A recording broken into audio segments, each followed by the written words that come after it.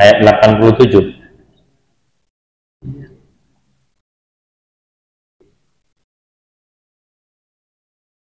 Ya. Albani, ya, nanti saya share.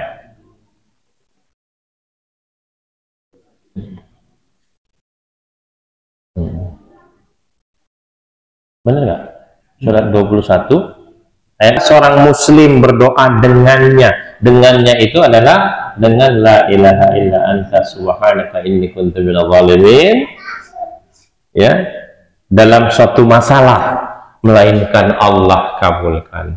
Jadi kalau memang kita punya masalah, perbanyaklah baca la ilaha illa anta subhanaka inni kuntu minadh dhalimin, sebagaimana Nabi Yunus bisa keluar dari perut ikan di 3 kegelapan malam, gitu ya.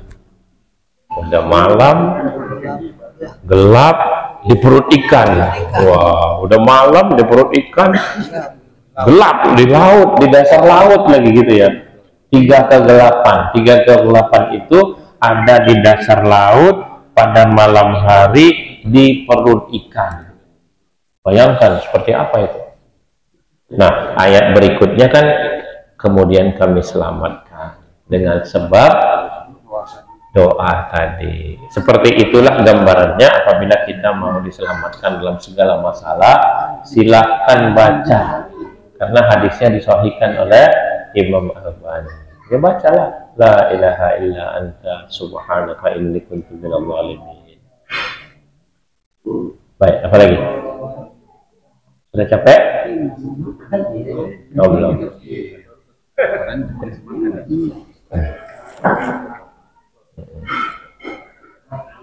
Suruh wudhu kecuali untuk sholat. Itu kata para sahabat. Jadi perintah wudhu itu wajib hanya untuk sholat. Adapun untuk berdoa, untuk berzikir tidak diwajibkan untuk berwudhu. Karena tidak disyaratkan suci. Ya. Bahkan azan itu hanya sunnah untuk bersuci. Adapun tidak apa-apa. Ya. Karena tidak datang untuk syarat azan itu harus bersuci. Tidak. Hanya mustahab, anjuran. Jadi boleh, nggak apa-apa. Ya, tentang membaca Al-Quran memang terjadi perbedaan pendapat yang cukup tajam. Nah, kalau mau ambil amannya, lebih baik dia bersuci dulu. Karena Rasulullah SAW bersabda dalam hadis yang ke-83, coba baca dulu. Ada hadis yang beliau tulis surat, ya, bahwa tidak akan menyentuh Quran kecuali orang yang disucikan. Nah, coba baca hadis 83. Dengan dalil ini kata para ulama, apalah susahnya untuk berwudu baru baca Quran. Itu yang terbaik, ya. Tapi ada juga yang berbeda pendapat. Ada hadis yang ke-84, Rasulullah SAW menyebut nama Allah dalam segala hal, segala kondisi, baik dalam keadaan janabat maupun tidak. Maka terjadi perbedaan pendapat. Tapi amannya gimana? Wudhu dulu baru baca Quran. Karena pahalanya bagaimanapun pasti akan lebih dibandingkan dengan tidak berwudhu. Apalagi menyentuh mushaf. Beda kalau alat ini. Kalau ini kan bukan mushaf, maka tidak dibutuhkan wudhu. Tapi kalau menyentuh, tolong perhatikan antara menyentuh Quran dan baca Quran. Seperti wanita haid. Wanita haid itu boleh baca Quran, tapi tidak menyentuh Quran. Tidak secara langsung menyentuh mushaf Quran. Maka dia bolak-balik lembaran Quran itu dengan alas. Alasnya bisa pakai sarung tangan, entah dengan kerudungnya dibalik. Yang penting tidak langsung menyentuh. Karena yang dilarang itu menyentuh, bukan membaca. Kalau baca boleh, tanpa wudhu sekalipun. Orang yang tidak suci sekalipun baca Quran tidak apa-apa. Tapi betapa baiknya bersuci dulu baru baca Quran. Kan ada nilai tambah. Adab bisa ya.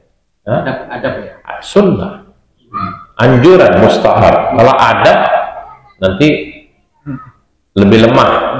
Iya. Coba baca dulu hadis 83. Hadis 83 Abdullah bin Abi Bakar bahwa dia di dalam surat yang Rasulullah tulis untuk Amr bin Hajar dan tersebut bahwa tidak boleh menyentuh Quran melainkan orang yang bersih. Tidak boleh menyentuh Quran melainkan orang yang bersih. Riwayat siapa? Riwayat oleh Malik dengan Musa dan Nasai dan Ibnu Hibban riwayat dia dengan mausul. Tetapi hadis itu maklum. Karena apa? Karena memang ada beberapa keterangan di kalangan ulama dengan hadis 84-nya. Coba baca. Hadis 84 dari Aisyah, dia berkata adalah Rasulullah SAW menyebut Allah di dalam segala masanya. Keterangan satu, di dalam perkataan menyebut Allah termasuk pengajian Quran, zikir, dua-duanya dan pujian-pujian, doa-doanya gitu. Memang tulisannya begitu, nggak salah yang baca. Iya. Doa-doa dan pujian-pujian kepada Allah. Dua, di dalam segala masa itu berarti di dalam masa ia berwudu dan tidak berwudu, berjanabat dan tidak berjanabat. Iya. Tiga, tidak ada keterangan yang sahih dari Nabi SAW tentang melarang orang yang duduk membaca Al-Quran. Jadi yang kita amati menyentuhnya, bukan membacanya. Yang lebih baik wudhu dulu, karena zahir hadisnya seperti itu. Maka ulama-ulama sekarang yang mengatakan ya lebih baik wudhu dulu, bersuci dulu, dia baru baca Al-Quran. Tapi kita juga tidak terlalu keras dengan orang yang berseberangan dengan pendapat tadi. Ya, saya mau baca Quran tapi tidak dengan wudhu, ya silakan. Tapi nilainya kan beda. Ya, bagaimana kalau kita ingin mendapatkan nilai tambah, ya wudhu aja dulu baru baca Quran. Apa susahnya? Ya kan? Insya Allah pahalanya lebih banyak dan lebih besar. Begitu ya Pak ya? Jadi kalau yang namanya habis azan mau baca doa, nggak mesti wudhu. Ya? Baik. Kalau doa setelah azan itu kan orang yang mendengar. Iya. Orang yang mendengar. Iya. Ya. Kan kita mau tidur disunahkan wudhu. Ternyata kita bangun tidur aja kita batal wudhu. Iya udah. Kalau ulang lagi kapan tidurnya? Pokoknya menjelang tidur sunnahnya adalah wudhu. Ya kalau batal ya udah lah. Kalau nggak bangun lagi wudhu lagi, kita kapan lagi tidur? Nanti memberatkan ya. Akhirnya Islam jadi berat. Iya. Tapi sunnahnya seperti itu. Gitu ya Pak ya? Iya. Pahala wudhu sudah mendapatkan.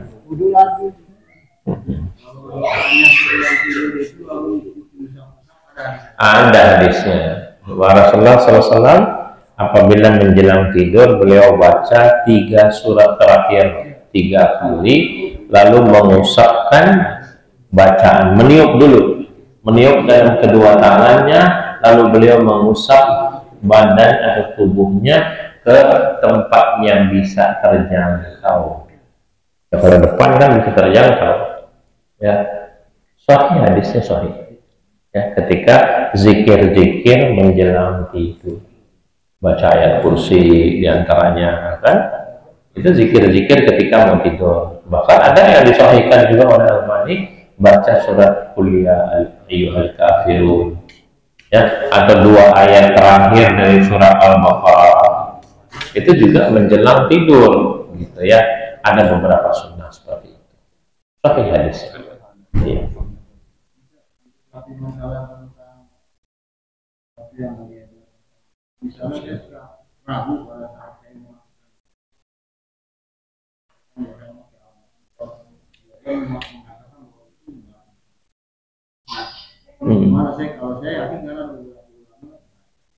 Iya. Yang ditanya doa al-mansurat atau doa pagi petang?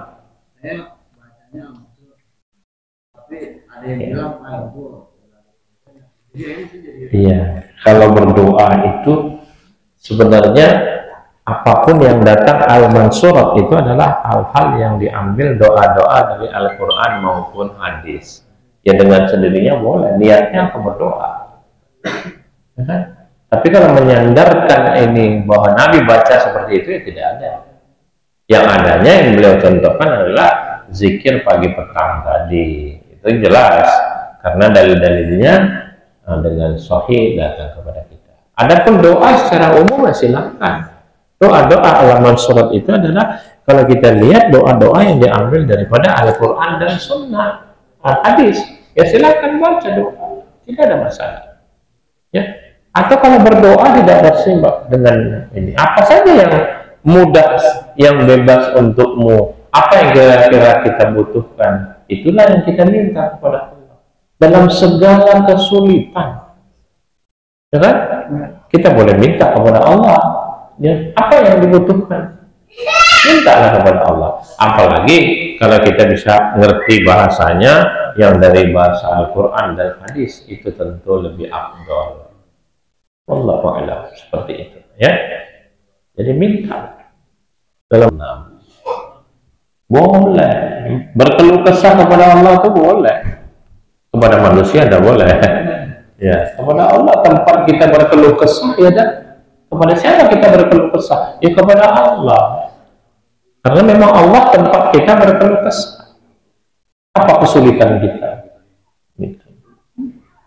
Kita baca surat 12 ayat 86. Ya, Yakub menjawab, hanya kepada Allah aku mengadukan kesusahan dan kesedihanku, dan aku mengetahui dari Allah apa yang tidak kamu ketahui. Iya, secara umum kesusahan dan kesedihanku aku mengadu kepada Allah, minta kepada Allah, walaupun hal sekecil apapun, walau sebelah sendal putus, iya, minta garam ya, sampai seperti itu. Apa lagi? Silakan.